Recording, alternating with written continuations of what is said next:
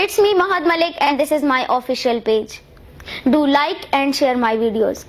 सुल्तान महमूद गजनवी ने एक दिन अपने दरबार में सबको एक अंगूठी दिखाई और अपने तमाम वजीरों और अपने तमाम दरबारियों से कहा, मैं चाहता हूं कि आप में से कोई एक शख्स इस अंगूठी पर कोई ऐसा फिक्रा लिख दे जिसे मैं खुशी के वक्त पढ़ूं तो मुझे उदास कर दे, और जब मेरे ऊपर उदासी का वक्त आए और फिर मैं इस फिक्रे को पढ़ूं तो मुझे खुश कर दे।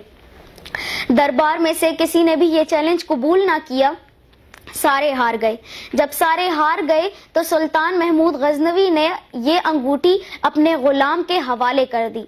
गुलाम ने बादशाह से वो अंगूठी ले ली और बादशाह से एक दिन की मोहलत मांगी और अगले दिन बादशाह को वो अंगूठी वापस कर दी। बादशाह अंगूठी देखकर बहुत मुतासिर हुआ, क्योंकि अंगूठी पर उस गुलाम ने जो जुमला लिखा था उसके अल्फाज कुछ यूं थे, ये वक्त भी गुजर जाएगा। ये जुमला इस कदर जानदार था कि जब बादशाह उसे देखता उदासी के वक्त तो खुश हो जाता, और जब खुशी के वक्त उस अंगूठी पर इस जुमले को देखता तो वो उदास हो जाता। तो दोस्तों, वाकई ये एक ऐसी हकीकत है जिससे इनकार नहीं किया जा सकता। वक्त की रफ्तार आज तक कभी भी नहीं रुक सकी, माँ सिवाय वाकई महराज के। वक्त गुजर जाता है और हमारे पास उसकी यादें और अफसोस के अलावा और कुछ नहीं बचता। हम अपने बुरे वक्त को टाल नहीं सकते, लेकिन अपनी हिकमत, दानाई और समझदारी के जरिए बुरे वक्त की शिद्दत को कम कर सकते हैं।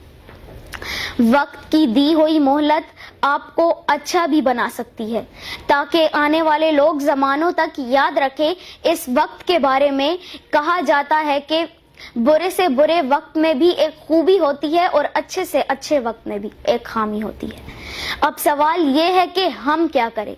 हमें बुरे वक्त को सब्र, खुशदिली और हौसले के साथ गुजारना चाहिए और अच्छे वक्त को आजी, खिदमत और दूसरों की फलाह बहबूदी में सर्फ करना चाहिए। रब्बे जुल जलाल बुरे वक्त में हौसले का मुजाहिरा करने वालों को भी बहुत पसंद करते हैं और अच्छे वक्त में आजी का दामन पकड़े रखने वालों को भी बहुत पसंद करते हैं।